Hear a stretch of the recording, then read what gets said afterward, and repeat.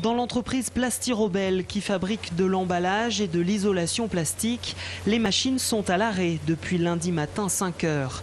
Cette société, créée en 1968, n'avait jamais connu un tel mouvement de grève. Tous les ouvriers ont cessé le travail. Depuis 2 ans, leurs salaires n'ont pas été augmentés. Les grévistes demandent 50 € net de plus par mois et par personne. On voudrait quand même que les maillons forts de l'entreprise que représente le personnel soient reconnus à une juste valeur et que leurs salaires suivent face au pouvoir d'achat qui est de plus en plus en baisse. J'ai des personnes qui me disent que les fins de mois sont de plus en plus difficiles et que le patron devrait faire quand même quelque chose. À midi aujourd'hui, la direction a rencontré les salariés grévistes. Discussion plutôt animée.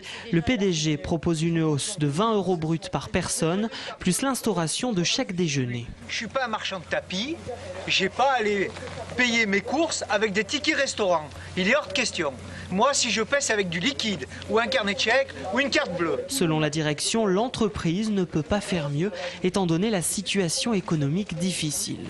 Je suis prêt à travailler sur des solutions, je suis prêt à travailler sur tous les sujets, mais ne considérez pas que je suis un magicien. Nous subissons les effets de la crise depuis 2008. Nous subissons de plus, depuis peu de temps, une concurrence internationale accrue. Et qui plus est, depuis quelque temps, les prix du pétrole augmentant, les matières premières que nous utilisons en plasturgie ont fortement augmenté.